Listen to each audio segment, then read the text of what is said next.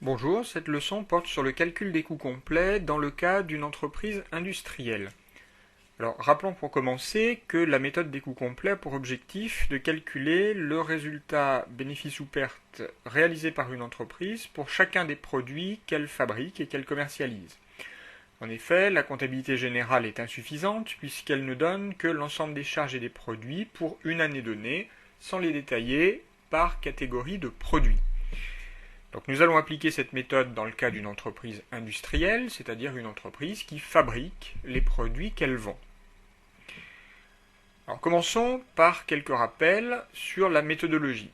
La première étape consiste à distinguer les charges directes et les charges indirectes.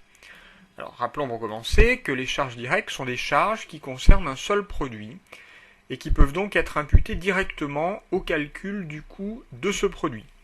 Par exemple, si l'un des salariés travaille dans un atelier qui fabrique un seul produit commercialisé par l'entreprise, eh bien le salaire de ce salarié peut être considéré comme une charge directe qui sera imputée directement au calcul du coût du produit qu'il fabrique. A l'inverse, une charge indirecte sera une charge qui concerne plusieurs produits et qui par conséquent doit être répartie entre ces produits en fonction d'un critère pertinent choisi par l'entreprise. Ce critère s'appelle dans le jargon comptable une unité d'œuvre. Par exemple, le salaire du comptable, qui ne travaille pas pour un seul produit dans l'entreprise, eh bien ce salaire devra néanmoins être réparti dans les coûts des différents produits. Donc il faudra choisir un critère pertinent permettant de le répartir. Cette distinction entre charge directe et charge indirecte étant effectuée, nous pouvons passer à la deuxième étape et élaborer le tableau de répartition des charges indirectes. Ce tableau de répartition des charges indirectes va ressembler à l'exemple qui nous est donné ici. Donc nous allons répartir les coûts dans des centres où l'on va distinguer à la fois des centres auxiliaires et des centres principaux. Les centres auxiliaires sont des centres qui regroupent des fonctions communes à plusieurs activités et dont le coût va être réparti entre les autres centres utilisateurs. Par exemple, les services administratifs de l'entreprise travaillent pour l'ensemble de l'entreprise et fournissent des prestations aux services approvisionnement, à la distribution, et aux ateliers. Donc nous allons répartir les coûts de ce service administration dans ces autres centres. Bon, même chose dans notre exemple ici pour le centre entretien. Les centres principaux, eux, bien, ce sont les centres dont les coûts seront affectés au coût des produits. Donc, dans notre exemple, le service approvisionnement bien, va servir à calculer le coût d'achat des matières premières achetées.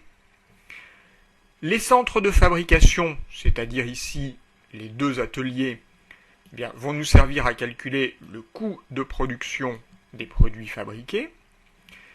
Et notre centre de distribution va nous servir, quant à lui, à calculer le coût de revient des produits vendus.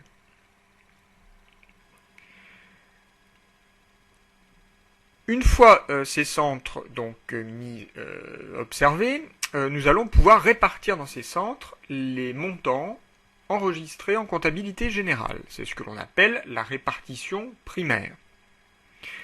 Une fois les totaux réalisés, nous pouvons réaliser la répartition secondaire qui va consister donc à répartir les montants des centres auxiliaires dans les autres centres.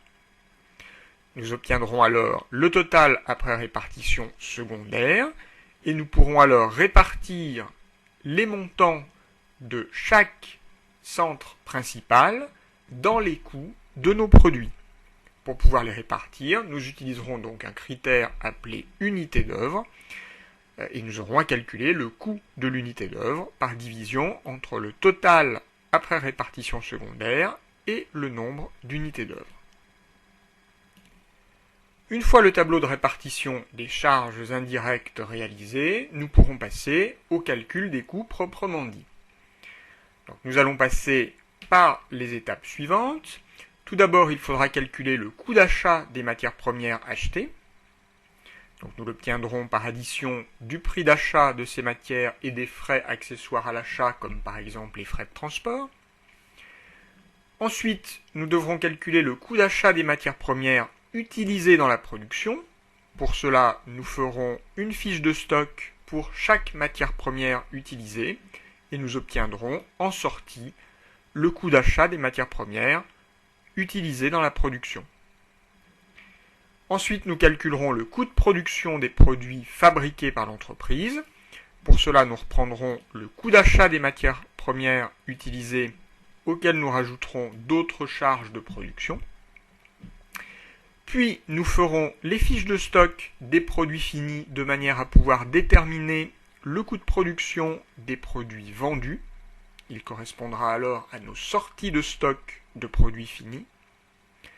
Et enfin, nous pourrons calculer le coût de revient des produits vendus en ajoutant au coût de production des produits vendus le coût hors production, c'est-à-dire l'ensemble des frais concernant la distribution et l'administration. Lorsque nous aurons déterminé le coût de revient de chacun de nos produits, nous pourrons enfin calculer le résultat analytique en faisant la soustraction du chiffre d'affaires, c'est-à-dire nos ventes, moins le coût de revient des produits vendus. Et nous pourrons ainsi déterminer si chacun de nos produits est rentable. Pour pouvoir concrétiser tous ces calculs, nous allons partir de la situation suivante. Une entreprise industrielle du nord de la France, l'entreprise Ch'ti, s'est spécialisée dans la fabrication de produits finis qu'elle vend à des grossistes. À partir de deux matières premières, M1 et M2, elle produit deux modèles de produits finis, l'un codifié P1, exclusivement à base de matière M1, l'autre codifié P2, exclusivement à base de matière M2. Les matières premières achetées au mètre sont traitées successivement dans trois centres de production, le centre de découpe, le centre de teinture et le centre de finissage, d'où sortent les produits finis. Le chef comptable de l'entreprise a retenu la méthode des centres d'analyse pour déterminer le bénéfice unitaire réalisé sur chaque modèle vendu. On nous donne l'extrait du tableau de répartition des charges indirectes du mois d'avril, qui est le mois sur lequel nous allons faire nos calculs. Les totaux secondaires ont déjà été réalisés. Par conséquent, nous n'avons ici que des centres principaux dont nous allons répartir le coût entre nos différents produits P1 et P2. Les unités d'œuvre, donc les critères de répartition, nous sont également donnés. En outre, on nous précise que nous disposons des informations suivantes. Donc le stock au 1er avril, donc nous avons des matières premières M1 et M2 en stock, ainsi que des produits P1 et P2. Nous savons qu'au cours du mois d'avril, les achats de matières premières s'élèvent à 61 700 mètres de M1 à 80 centimes d'euros le mètre et 40 000 mètres de M2 à 50 centimes le mètre. Les stocks de matières premières et de produits finis seront évalués selon la méthode du coût moyen unitaire pondéré. Donc cette information nous servira à élaborer nos fiches de stock. On nous précise également quelles sont les charges directes de production relatives à chacun des modèles. Donc nous avons des matières premières et de la main-d'œuvre directe. Les heures machines de l'atelier découpe sont à répartir à raison de 350 heures pour le modèle P1 et 250 heures pour le modèle P2. Les coûts hors production, c'est-à-dire les centres administration et distribution, sont imputés à raison de 100 euros de chiffre d'affaires. Donc on fait le tableau de répartition des charges indirectes. Au cours du mois d'avril, 2200 produits P1 et 800 produits P2 ont été fabriqués, et durant la même période, les ventes se sont élevées à 2400 produits P1, donc vendus à 150 euros l'unité, et 1000 produits P2 vendus à 130 euros l'unité. Donc à partir de ces informations, nous allons pouvoir mettre en application la méthodologie que nous avons expliquée précédemment. Donc première étape, nous allons devoir terminer le tableau de répartition des charges indirectes. Alors commençons par le centre gestion des approvisionnements. Donc l'unité d'œuvre est le mètre de matière achetée. Alors combien a-t-on acheté de mètres de matières premières. Nos matières premières sont M1 et M2. Nous avons acheté 61 700 mètres de M1, 40 000 mètres de M2. Il suffit de faire l'addition. Cela nous donne 101 700 mètres. Donc je reporte ce chiffre dans mon tableau. J'obtiens mon coût d'unité d'œuvre en prenant le total secondaire et en le divisant par le nombre d'unités d'œuvre, et j'obtiens 40 centimes d'euros. Que signifie ce chiffre ? Eh bien, il signifie que pour chaque mètre de matière achetée, nous dépensons 40 centimes de charges indirectes dans le centre gestion des approvisionnements, donc charges indirectes qu'il faudra bien évidemment inclure dans le calcul de notre coût d'achat des matières premières. Pour l'atelier découpe, l'unité d'œuvre est l'heure machine. Alors, combien a-t-on utilisé d'heures machine pour l'atelier découpe ? Nous avons l'information ici, 350 heures pour le modèle P1, 250 pour le modèle P2. Nous faisons l'addition, nous trouvons donc 600 heures.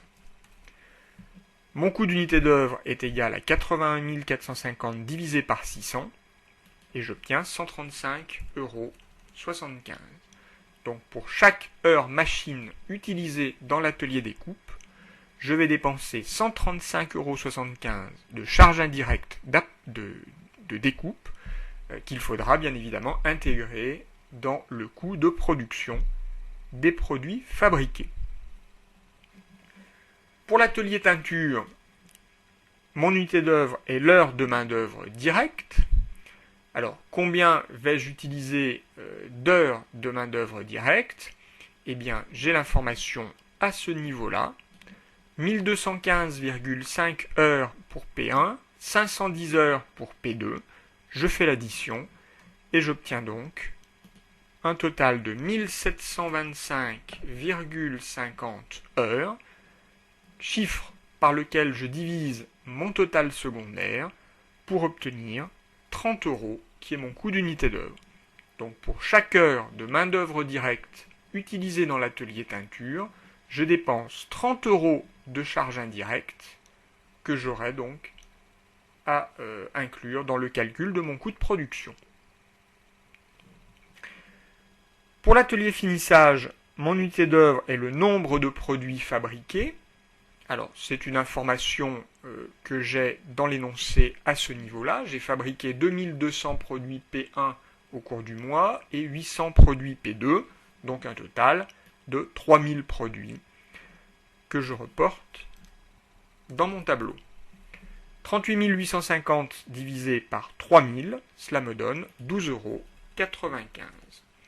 Donc pour chaque produit fabriqué, je dépense 12,95 € de charges indirectes dans l'atelier finissage, charges qu'il faudra inclure dans le calcul de mon coût de production.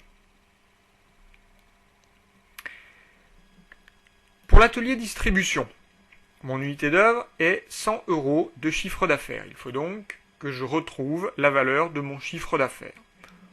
Eh bien, la dernière information de l'énoncé m'indiquait quelles avaient été les ventes et à quel prix.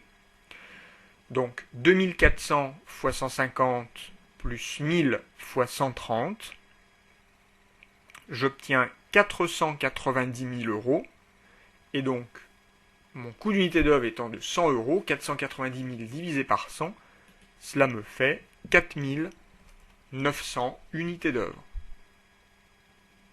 Je fais ma division habituelle et j'obtiens 7,50 € pour le coût d'unité d'œuvre du centre distribution.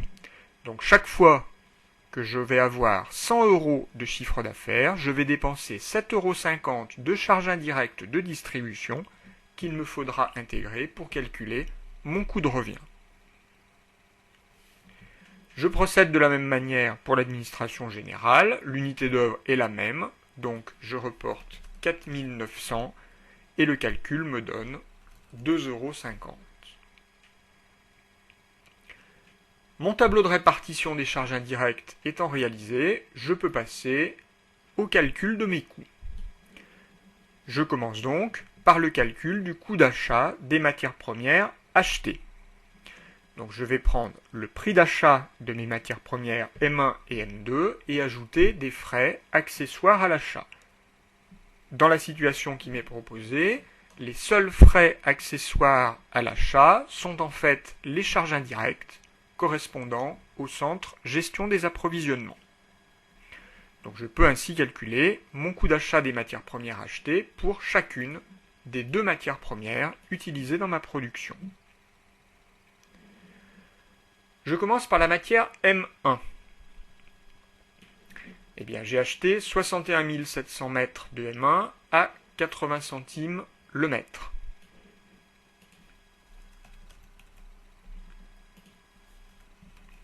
Cela me fait un total de 49 360. Pour la matière M2, je trouve l'information au même endroit dans l'énoncé. J'ai 40 000 mètres à 50 centimes d'euros le mètre.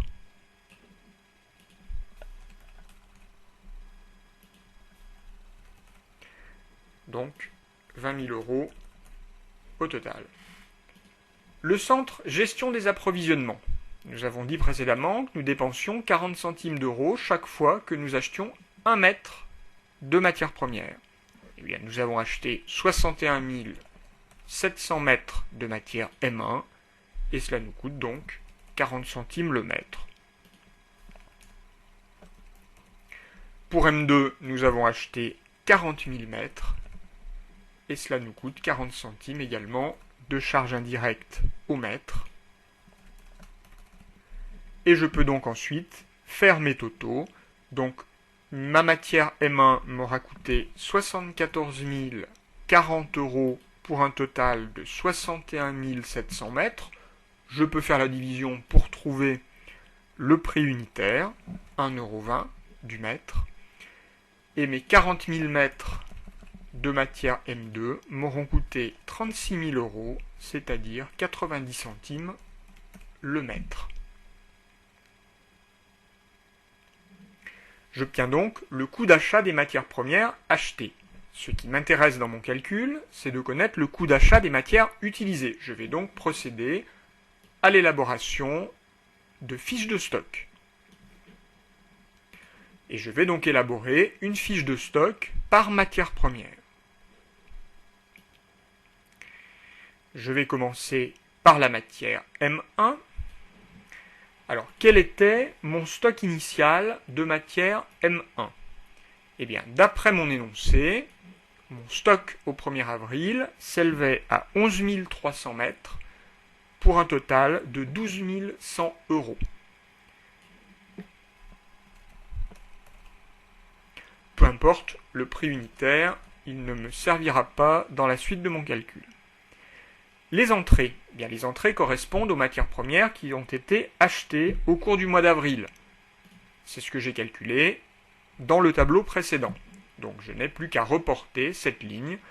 Donc 61 700 mètres, qui m'ont coûté 1,20 €, je vais le noter puisque je l'avais calculé, mais ça n'est pas une obligation, pour un total de 74 040 euros. Je fais mes totaux. En quantité, j'obtiens 73 000 mètres. En euros, cela me donne 86 140 euros. Et donc, si je fais 86 140 euros divisé par 73 000 mètres, eh bien, j'obtiens le prix moyen d'un mètre de matière utilisée, en l'occurrence 1,18 €. Cela correspond au coût moyen unitaire pondéré. Et je réutilise ce coût moyen unitaire pondéré pour valoriser mes sorties et mon stock final. Combien a-t-on sorti de mètres de matière première 1 pour notre fabrication du mois d'avril ? Eh bien, c'est une information que nous avons à ce niveau-là dans notre énoncé. Nous avons consommé 65 000 mètres de matière M1. Donc je reporte ce chiffre en quantité sortie des stocks. Cela me fait un total de 76 700 euros et il va me rester donc par conséquent 8 000 mètres en stock pour un total de 9 440. Je peux revérifier rapidement les totaux de mes colonnes. j'ai bien 73 000 ici, comme dans la colonne de gauche, et j'ai bien ici 86 140, comme dans la colonne de gauche. Évidemment, le coût moyen reste à 1,18. De la même manière, je peux faire ma fiche de stock pour la matière M2.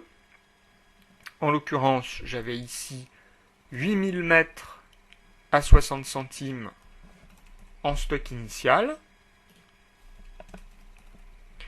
Et j'ajoute donc en entrée mes calculs de l'étape précédente, à savoir 40 000 mètres à 90 centimes pour un total de 36 000 euros. Cela me donne donc un total de 48 000 mètres qui m'auront coûté 40 800 euros, ce qui me donne un coût moyen unitaire pondéré de 85 centimes que je reporte dans l'autre partie du tableau. Combien ai-je sorti de mètres de matière M2 pour ma fabrication du mois? Eh bien, j'en ai sorti 30 000 mètres.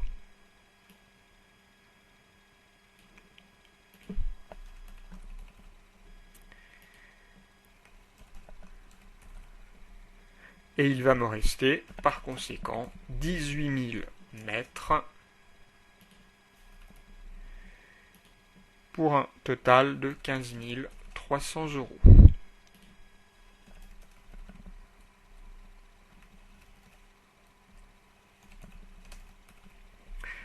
Par conséquent, mes fiches de stock me permettent de connaître ici pour la matière M1 et là pour la matière M2 le coût d'achat des matières premières utilisées, c'est-à-dire des matières premières sorties des stocks pour être transformées.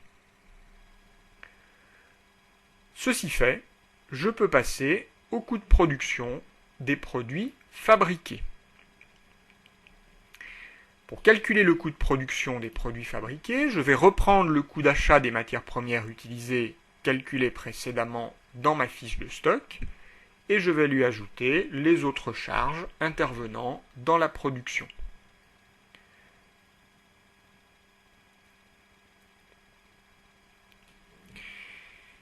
Et je vais donc faire ce calcul pour mes deux produits, P1 et P2. Alors, quel est le coût d'achat des matières premières utilisées P1? Eh bien, je vais l'avoir tout simplement ici, dans ma fiche de stock, en sortie. Donc, je vais pouvoir recopier 65 000 mètres à 1,18 € pour 76 700 euros. De la même manière pour P2, j'aurais sorti 30 000 mètres à 85 centimes.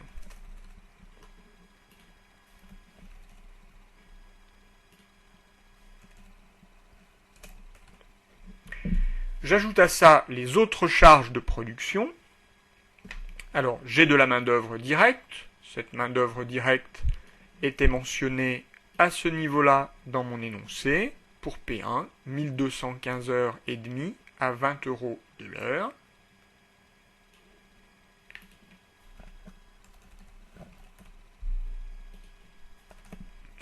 Cela me donne 24 310 euros. Et de la même manière, je complète la partie concernant P2, 510 € à 20 € de l'heure également. Il s'agissait ici d'une charge directe. Il faut que j'ajoute ensuite les charges indirectes, donc les ateliers découpe, teinture et finissage, qui étaient dans mon tableau de répartition des charges indirectes. Je commence par l'atelier découpe. Donc nous dépensons 135,75 € chaque fois que nous utilisons une heure machine. Combien a-t-on utilisé d'heures machine dans l'atelier découpe pour P1? Eh bien l'information nous était donnée ici. Nous avons utilisé 350 heures. Et nous en avons utilisé 250 pour le modèle P2. Par conséquent, dans mon tableau, j'aurai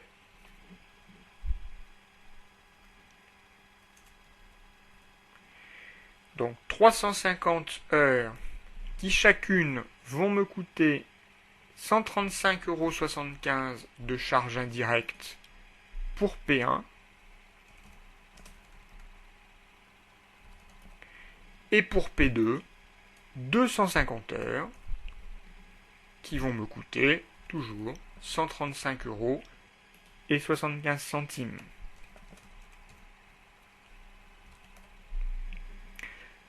Pour le centre teinture, je vais procéder de la même manière. Cette fois-ci, mon tableau de répartition des charges indirectes m'indique que je dépense 30 € chaque fois que je vais utiliser 1 heure de main-d'œuvre directe dans l'atelier teinture. Combien vais-je utiliser d'heures? Eh bien, j'ai l'information ici, 1215,50 heures et 510 heures, respectivement, pour P1 et P2. Donc je reporte ce calcul dans mon tableau.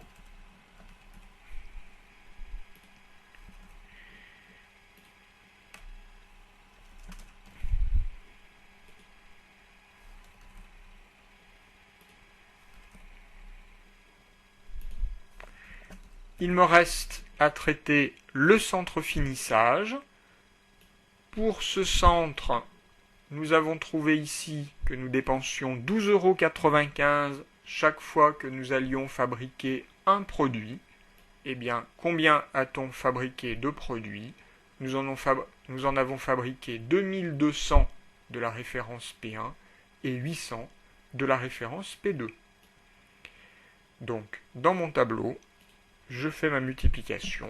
2200 produits P1 qui me coûte 12,95 € de charge indirecte dans l'atelier finissage et 800 produits P2 qui vont me coûter la même chose. Ceci fait, je peux faire l'addition de mes coûts. J'obtiens pour P1 213 387,50. Alors, ceci pour un total de 2200 produits.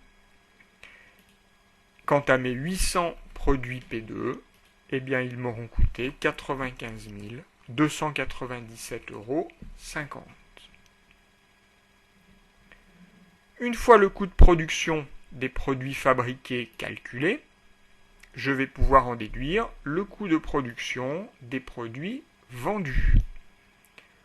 Pour le faire, je vais devoir, comme indiqué dans ma méthodologie, réaliser une fiche de stock pour chacun de mes produits finis. Nous allons donc commencer par le produit P1. Alors nous avions un stock initial de produits P1 qui nous était mentionné à ce niveau-là, 300 produits pour un total de 27 237,50. Donc je reporte ce stock initial dans ma fiche de stock.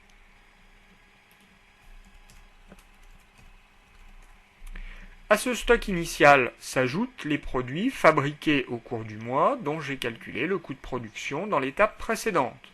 Donc j'ai fabriqué 2200 produits P1 pour un total de 213 387,50. Je fais mes totaux. J'ai donc 2500 produits pour un total de 240 625 et par division, j'obtiens le coût moyen unitaire pondéré qui s'élève ici à 96,25 €. Et je le réutilise toujours dans l'autre partie du tableau pour valoriser mes sorties et mon stock final. À quoi correspondent mes sorties de produits finis? Eh bien, ce sont tout simplement les ventes. Combien a-t-on vendu de produits P1? Eh bien, nous en avons vendu ici 2400. Donc, je reporte ce chiffre en quantité sortie. Je fais ma multiplication et j'obtiens 231 000 qui correspond donc au coût de production des produits vendus, c'est-à-dire sortis des stocks. Il me reste donc 100 produits pour un total de 9 625 euros.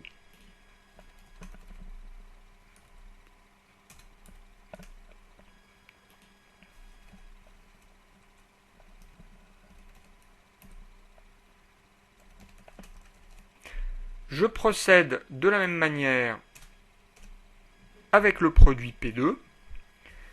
J'avais un stock initial de 400 unités pour un total de 46 602,50 et j'ai fabriqué au cours du mois 800 produits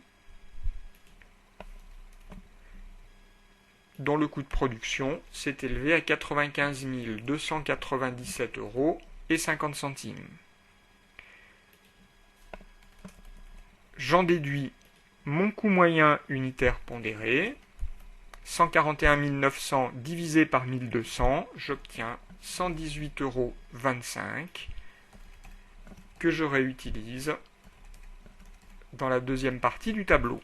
Combien a-t-on vendu de produits P2? Eh bien, nous en avons vendu 1000. Donc, pour un coût de production égal à 118 250 euros. Et il me reste, à la fin du mois, 200 produits P2.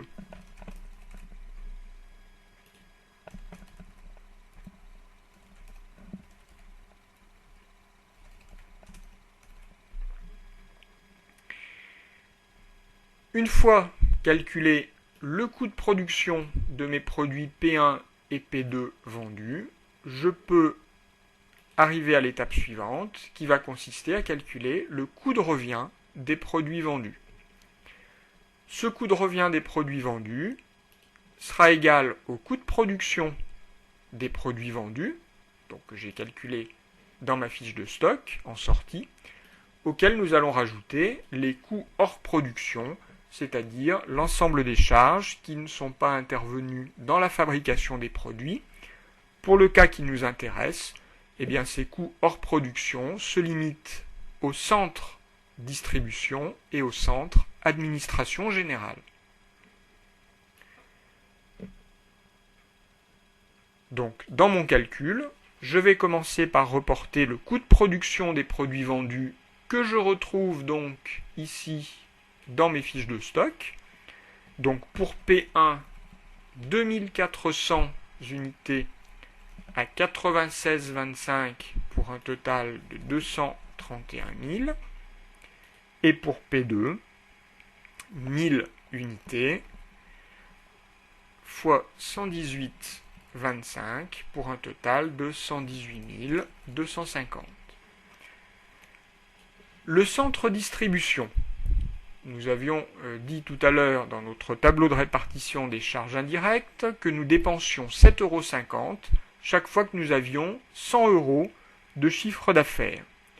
Alors, quel a été le chiffre d'affaires des produits P1? Eh bien, 2400 produits vendus à 150 €. Cela nous fait 360 000 €. Donc, combien de fois a-t-on 100 € dans 360 000 €? Eh bien, la réponse est 3600 fois. Donc, nous allons dépenser 3600 fois 7,50 € dans le centre distribution. Et de la même manière, le chiffre d'affaires de nos produits P2 s'élève à 130 000 €. Donc nous avons 1300 fois 100 €. Donc fois 7,50 pour un total de 9 750 €. Pour le centre administration, eh bien l'unité d'œuvre était la même. En revanche, le coût d'unité d'œuvre est de 2,50 €. Donc, le calcul sera similaire. Nous aurons 3600 fois 2,50 € pour les produits P1. Et nous aurons 1300 fois 2,50 € pour les produits P2. Par conséquent, si je fais les additions, mes 2400 produits P1 vendus m'auront coûté 267 000 € toutes charges confondues, ce qui me fait un coût de revient unitaire de 111,25 €. Quant à mes 1000 produits P2 vendus, ils m'auront coûté 131 250 €, soit 131,25 € l'unité. Il me reste, et ce sera la dernière étape, à calculer le résultat analytique réalisé sur chacun des produits, donc par soustraction entre les ventes de ces produits et le coût de revient que je viens de calculer. Commençons par les produits P1. Le chiffre d'affaires, eh bien, nous l'avons dit précédemment, nous avons vendu 2400 produits P1 à 150 € pour un total de 360 000 €. Et nous avons vendu 1000 P2 à 130 €. Et nous allons donc retrancher de ces chiffres le coût de revient calculé dans l'étape précédente. Donc pour P1, 111,25 € de coût de revient unitaire. Et pour P2, 131,25 € pour un total de 131 250. Donc par soustraction, chiffre d'affaires moins coût de revient, nous obtenons le résultat qui est de 93 000 € pour P1, donc un bénéfice, et de moins 31 250 pour P2, c'est-à-dire une perte. Il nous reste à diviser par le nombre de produits vendus, 2400 pour P1, de manière à obtenir le résultat unitaire, et je divise par 1000 pour P2, pour obtenir également le résultat unitaire. Quelle conclusion puis-je tirer de ces calculs? Eh bien, tout d'abord, j'observe que les produits P1 ont entraîné un bénéfice de 93 000 € sur la période, alors que les produits P2 ont entraîné une perte de 31 250 €. Donc, il me faudrait maintenant me demander si l'intérêt de mon entreprise est de continuer la production des produits P2 dans la mesure où ces produits n'entraînent pas de bénéfices.